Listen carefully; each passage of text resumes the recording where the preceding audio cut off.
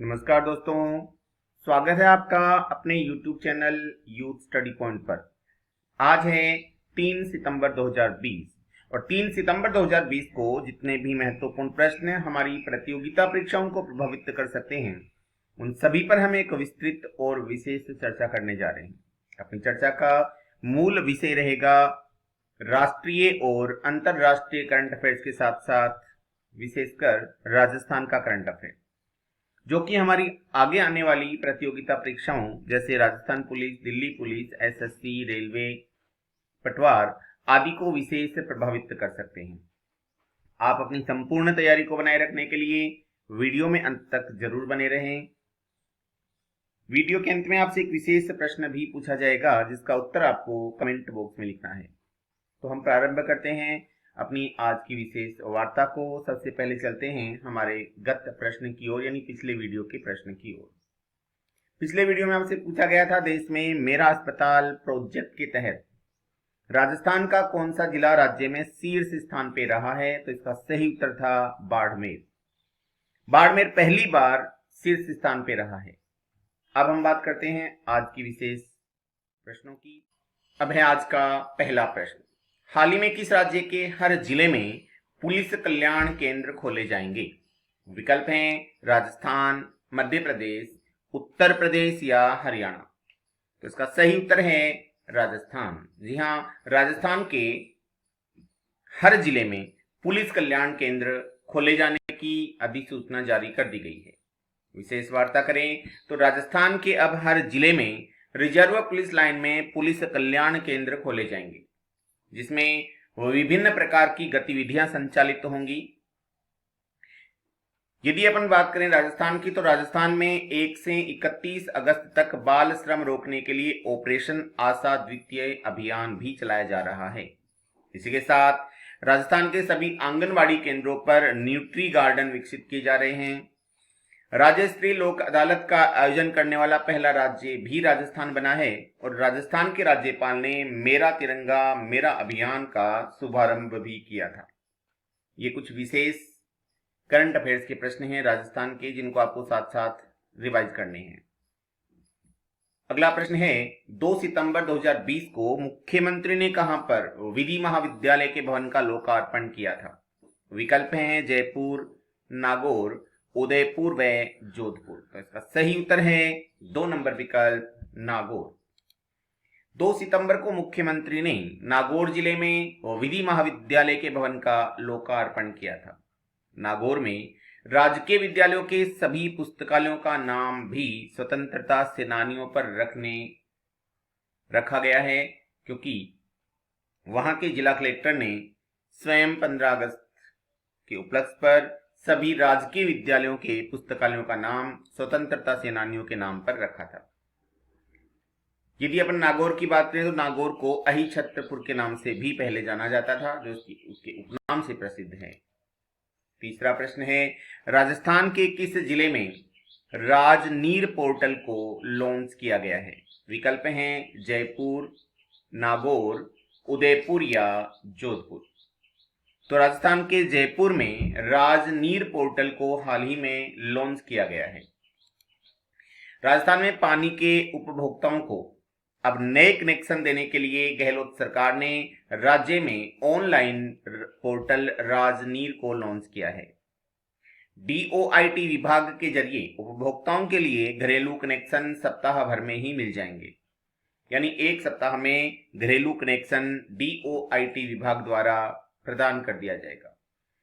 सर्वप्रथम इस पोर्टल को जयपुर में प्रोजेक्ट के तौर पर प्रारंभ किया गया है। प्रथम वर्चुअल लैब, प्रथम प्लाज्मा बैंक, प्रथम डाटा सेंटर जयपुर में स्थापित किए गए। बहुत इंपॉर्टेंट बातें हैं, इसलिए थोड़ा थोड़ा रिवाइज करवा रहा हूं। इसके अलावा विशेष बात यह थी कि प्रसिद्ध बाघ राजा की मृत्यु जयपुर के बायोलॉजिकल पार्क नाहरगढ़ में अगस्त 2020 को हुई थी। ये भी आपको विशेष तौर पर याद रखना है। और राजस्थान की एक और आपको बात याद रखनी है कि राजस्थान का पहला भिक्षुक गृह व पुनर्वास केंद्र जयपुर में ही स्थापित हुआ है। क्योंकि ये छोटी छोटी बातें हैं जो हमें कुछ रिवाइज कर लेनी चाहिए, तो आज उन छोटी छोटी बातों को जो राजस्थान से संबंधित थी मैं आपको रिवाइज करवा रहा हूं। इसके बाद चलते हैं अगले प्रश्न पर। रक्षा मंत्रालय किस स्थान पर 3 से 5 फरवरी 2020 को एरो इंडिया की मेजबानी करेगा? बेंगलुरु, दिल्ली, हैदराबाद या कलकत्ता? तो इसका सही उत्तर है 1 नंबर विकल्प बेंगलुरु। इसे चर्चा करें तो रक्षा मंत्रालय अगले साल 3 से 5 फरवरी में एरो के अगले संस्करण की मेजबानी करेगा। इसे एशिया की सबसे बड़ी एरोस्पेस प्रदर्शनी माना जाता है। यह एरोस्पेस प्रदर्शनी 1996 में शुरू हुई थी और हर साल बेंगलुरु द्वारा इसकी मेजबानी की जाती है। यह एक द्विवर्षीय एयर शो और उड्डयन प्रदर्शनी का आयोजन बेंगलुरु के येलहंका एयरफोर्स स्टेशन पर किया जाता है। इसका आयोजन रक्षा प्रदर्शनी संगठन रक्षा मंत्रालय द्वारा हमेशा किया जाता है। रक्षा अनुसंधान और विकास संगठन, भारतीय वायुसेना अंतरिक्ष विभाग, केंद्रीय नागरिक उड्डयन मंत्रालय जैसे संगठन इस प्रदर्शन में भाग लेते हैं। अगला प्रश्न है, संघाई सहयोग संगठन यानी SCO के रक्षा मंत्रियों की बैठक किस देश में 4 सितंबर से 5 सितंबर तक आयोजित होगी? भारत, चीन, रूस या अमेरिका? तो इसका सही उत्तर है 3 नंबर विकल्प रूस। विशेष चर्चा करें तो संघाई सहयोग संगठन यानी SCO के रक्षा मंत्रियों की बैठक मॉस्को में 4 सितंबर से 5 सितंबर तक आयोजित होगी। वर्ष में यह दूसरी बार है जब रक्षा मंत्री श्री राजनाथ सिंह भारत रूस रणनीतिक साझेदारी के लिए LAC के साथ चीन के साथ चल रहे गतिरोध के बीच क्षेत्र में स्थिरता के स्तंभ के रूप में वापिस जाने के लिए मॉस्को का दौरा करेंगे। चीन के रक्षा मंत्री भी इसमें भाग ले रहे हैं, परंतु श्री राजनाथ सिंह ने उनके साथ मुलाकात करने के लिए कल मना कर दिया। भारत और रूस से संयुक्त रक्षा उत्पादन परियोजनाओं और महत्वपूर्ण रक्षा आपूर्ति में तेजी लाने के लिए दो पक्षों के साथ एक द्विपक्षीय बैठक आयोजित करने की उम्मीद है। अनुमान है कि रूसी रक्षा मंत्री संयुक्त आयोग की बैठक के लिए भारत का भी दौरा कर सकते हैं। इसके बाद है अगला प्रश्न, हाल ही में सिंगापुर ने किस सरकार के साथ राज्य में कौशल विश्वविद्यालय स्थापित करने हेतु समझौता किया है? केरल, महाराष्ट्र, बिहार या असम? तो इसका सही उत्तर है 4 नंबर विकल्प असम। सिंगापुर ने असम सरकार के साथ राज्य में कौशल विश्वविद्यालय स्थापित करने के लिए एक समझौता ज्ञापन पर हस्ताक्षर किए हैं। असम कैबिनेट ने असम कौशल विकास विश्वविद्यालय विधेयक को मंजूरी दी, जो मंगलदोई में कौशल विश्वविद्यालय स्थापित करने का प्रावधान करता है। यूनिवर्सिटी की स्थापना 900 करोड़ रुपए की लागत से की जाएगी। असम एक कौशल विश्वविद्यालय की स्थापना के लिए ITE शिक्षा एवं सिंगापुर के साथ मिलकर काम करेगा। उन्होंने समूह 3rd और समूह 4th के लिए राज्य सरकार की नौकरियों के लिए ऊपरी आयु सीमा में 2 साल तक की वृद्धि का फैसला भी किया है, ताकि बेरोजगार युवा 40 साल तक की नौकरी के लिए आवेदन कर सकें। यानी उम्र जब तक उनकी 40 साल होगी तब तक वो आवेदन कर सकते हैं। इसके लिए असम सरकार ने एक संशोधन किया है। अगला प्रश्न है, किस राज्य सरकार ने प्रथम समुद्री एम्बुलेंस प्रतीक्षा का निर्माण हाल ही में किया है? दिल्ली, केरल, बिहार या आंध्र प्रदेश? तो इसका सही उत्तर है नंबर 2 केरल। विशेष चर्चा करें अपन तो केरल सरकार ने प्रतीक्षा प्रथम समुद्री एम्बुलेंस का गठन किया है। यह केरल के मुख्यमंत्री केरल में तिरुवनंतपुर जिले में विजिनजाम गांव के पिनारई विजयन द्वारा कमीशन किया गया था। प्रतीक्षा केरल सरकार के मत्स्य विभाग के लिए कोचीन शिपयार्ड लिमिटेड यानी CSL द्वारा निर्मित है यानी बनाई गई है। यह कोचीन शिपयार्ड लिमिटेड यानी CSL द्वारा निर्मित 3 पूरी तरह सुसज्जित समुद्री एम्बुलेंस नौकाओं की श्रृंखला में पहली श्रृंखला है। 2 अन्य समुद्री एम्बुलेंस जिन्हें निम्नानुसार तैयार किया जाना है। कोझिकोड में करुणा, एर्नाकुलम में प्रत्याशा से एम्बुलेंस 6.08 करोड़ की लागत के साथ समुद्र में दुर्घटनाओं के दौरान मछुआरों के जीवन को बचाने के लिए बनाई गई है, यानी कि कुल कीमत लगभग 6 करोड़ रुपए है। इसके बाद है अगला प्रश्न, हाल ही में किस शहर में प्लास्टिक अपशिष्ट निपटान सुविधा का उद्घाटन किया गया है? कर्नाटक, कोची, हैदराबाद या दिल्ली? तो इसका सही उत्तर है नंबर 2, कोची। हाल ही में केरल के कोची में प्लास्टिक अपशिष्ट निपटान सुविधा शुरू की गई है।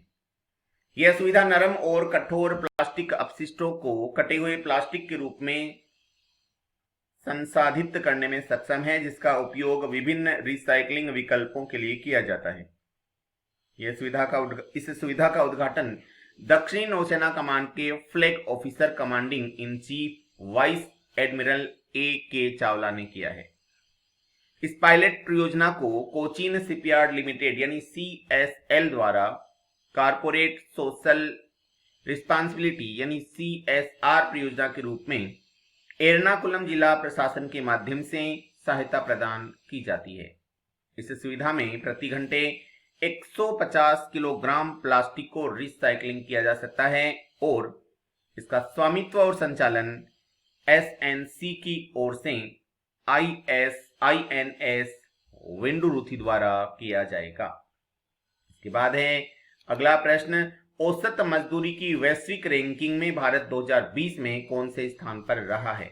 51वें स्थान पर, 65वें स्थान पर, 72वें स्थान पर या 91वें स्थान पर? तो इसका सही उत्तर है 3 नंबर विकल्प, 72वें स्थान पर। इस रैंकिंग में स्विट्जरलैंड पहले स्थान पे है और लक्जमबर्ग दूसरे स्थान पे है। अमेरिका तीसरे स्थान पे रहा है, जबकि भारत का इसमें 72वां यानी 72वां स्थान रहा है।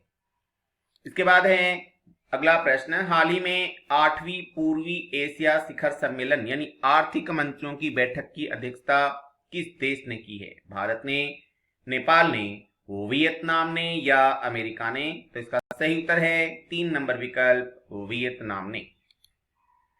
पूर्वी एशिया शिखर सम्मेलन 2020 आर्थिक मंत्रियों की बैठक की अध्यक्षता वियतनाम के उद्योग और व्यापार मंत्री ट्रान तुआन अन्ह ने की थी। इसे आभासी तौर पर क्षेत्रीय आपूर्ति श्रृंखलाओं पर चर्चा करने और कोविड-19 महामारी का सामना करने के अलावा आर्थिक विकास को प्रोत्साहित करने के लिए भी आयोजित किया गया था। शिखर सम्मेलन में भारत का प्रतिनिधित्व केंद्रीय वाणिज्य और उद्योग मंत्री श्री पीयूष गोयल ने किया। बैठक में सभी 10 आसियान देशों Brunei, Cambodia, Indonesia, Laos, Malaysia, Myanmar, Philippines, Singapore, Thailand और वियतनाम के व्यापार मंत्रियों ने भी भाग लिया था। इसके बाद है अगला प्रश्न, किस देश के स्टॉक एक्सचेंज को cyber attack, distributed service attack of service attack DDoS द्वारा हमला किया गया था? न्यूजीलैंड, अमेरिका, कनाडा या उत्तरी कोरिया? तो सही उत्तर है नंबर 1, न्यूजीलैंड। न्यूजीलैंड के स्टॉक एक्सचेंज को cyber attack, distributed service of attack of service attack DDoS द्वारा हमला किया गया था। स्टॉक एक्सचेंज ने लगातार चौथे दिन साइबर हमलों की चपेट में आने के बाद न्यूजीलैंड की संचार सुरक्षा से मदद के लिए फोन किया।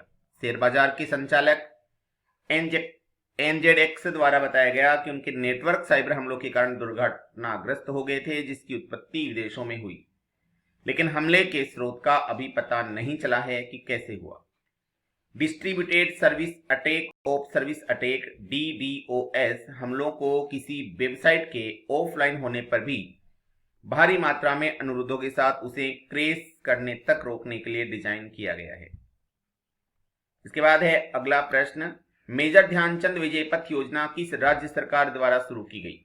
मध्य प्रदेश, उत्तर प्रदेश, राजस्थान या हिमाचल? तो इसका सही उत्तर है 2 नंबर विकल्प, उत्तर प्रदेश। मेजर ध्यानचंद विजय पथ योजना उत्तर प्रदेश राज्य सरकार द्वारा शुरू की गई। मेजर ध्यानचंद विजय पथ योजना के तहत राष्ट्रीय व अंतर्राष्ट्रीय खिलाड़ियों के घरों तक पक्की सड़कें बनाई जाएंगी। ये पक्की सड़कें इसलिए बनाई जा रही हैं ताकि खिलाड़ियों को प्रोत्साहन मिले और अन्य लोगों में ये बात जाए कि खिलाड़ियों को विशेष प्रोत्साहन दिया जाता है ताकि वे भी एक अच्छे खिलाड़ी के रूप में तैयार हो सके। अगला प्रश्न है, अमूल कितने अरब डॉलर के वार्षिक कारोबार के साथ रोबो बैंक द्वारा जारी वैश्विक शीर्ष 20 डेयरियों की सूची में प्रथम रैंक प्राप्त करने वाली पहली भारतीय डेयरी बन गई है? 3.1 अरब डॉलर, 5.5 अरब डॉलर, 2.8 अरब डॉलर या 3 अरब डॉलर। तो इसका सही उत्तर है 2 नंबर विकल्प 5.5 अरब डॉलर। अमूल 5.5 अरब डॉलर के वार्षिक कारोबार के साथ रोबो बैंक द्वारा जारी वैश्विक शीर्ष 20 डेयरियों की सूची में प्रथम रैंक प्राप्त करने वाली पहली भारतीय डेयरी फर्म बन गई है। स्विट्जरलैंड ने नेस्ले 22.1 बिलियन अमेरिकी डॉलर के कारोबार के साथ इस सूची में शीर्ष पर बनी हुई थी।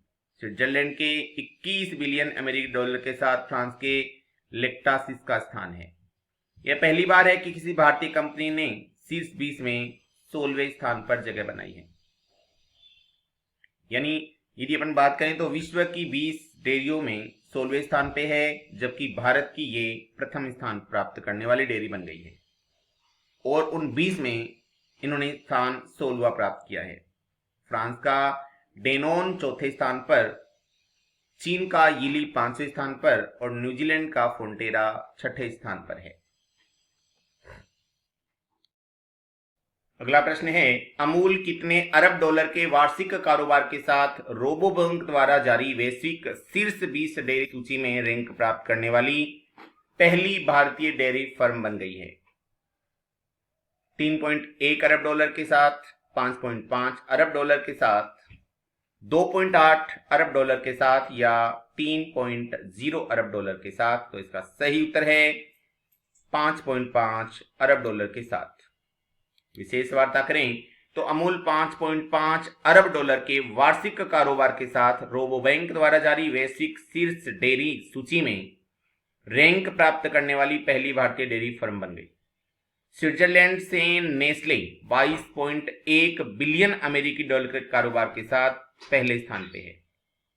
स्विट्जरलैंड में ही 21 बिलियन अमेरिकी डॉलर के साथ फ्रांस के लेक्टासिस का दूसरा स्थान है। पहली बार है कि किसी भारतीय कंपनी ने 20 में से 16वें स्थान पर जगह बनाई है। फ्रांस का डेनोन चौथे स्थान पर और चीन का यीली 5वें स्थान पर, न्यूजीलैंड का फोंटेरा 6ठे स्थान पे है और भारत की अमूल 16वें स्थान पे है। इसके बाद है आज का अपना विशेष प्रश्न, स्वस्थ शरीर स्वस्थ मन फिटनेस अभियान की शुरुआत किस राज्य सरकार ने की है? ऑप्शन हैं दिल्ली, महाराष्ट्र, केरल या ओडिशा। इसी के साथ आज की विशेष वार्ता समाप्त होती है। कल पुनः मुलाकात होगी, तब तक के लिए जय हिंद।